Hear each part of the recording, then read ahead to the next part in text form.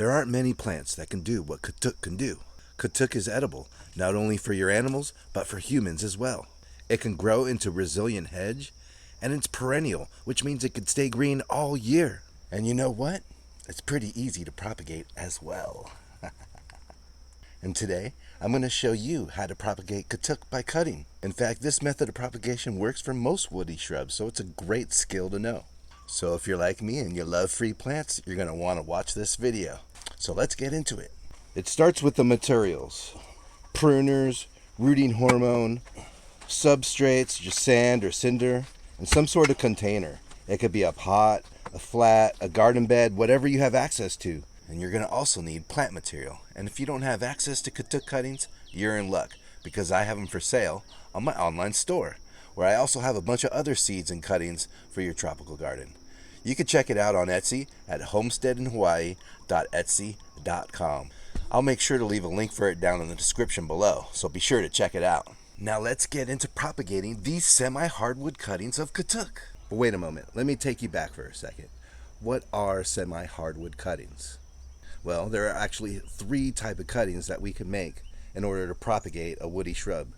There's a greenwood cutting, a semi-hardwood cutting, and a hardwood cutting. Well, as the name implies, greenwood cuttings are taken from branch growth early in its first year.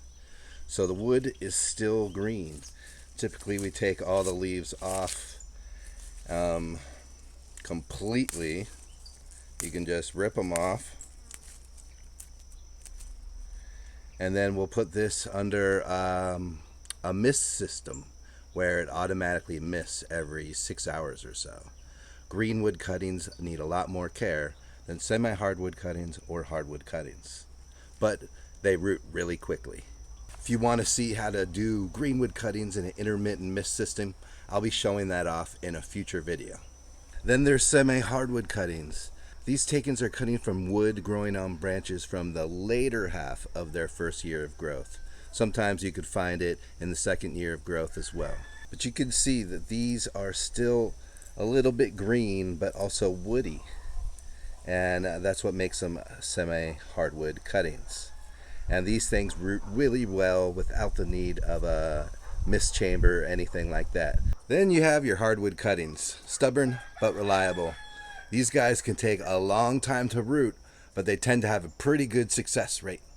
All you got to do is stick them in the ground and make sure that they stay watered. In about 2 to 3 months, maybe you'll see some growth, maybe not. It may take up to 6 months, but then you should start to see some green growth, and that normally indicates you might have some roots forming down below.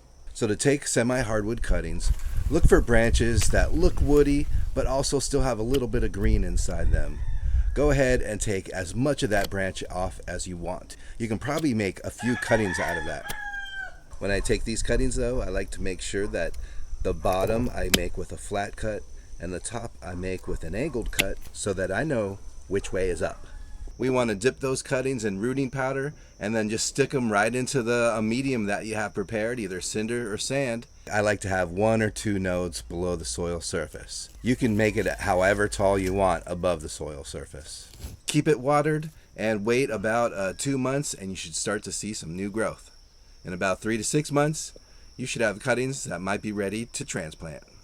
Alright, just a couple months and we got rooted cuttings. I'm going to plant these along my fence line to get a little bit more privacy in here, along with a little bit more food growing. Win-win, right? Stacking functions. That's what it's about, guys. Now, one great thing about taking cuttings is that you can turn these sticks into money. That's right, folks. People pay big bucks for either rooted cuttings or for cuttings that aren't even rooted at all. Are you interested in learning more about all of this? Then be sure to get on my email list down in the description below. Our monthly emails come packed full of info to make sure your homestead will thrive. It includes monthly garden reminders, ways to make money off the homestead, news about off-grid living, and so much more.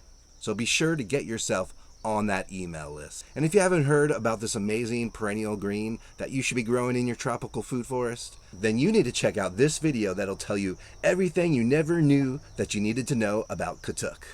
All right, everybody, till next time, ahui ho.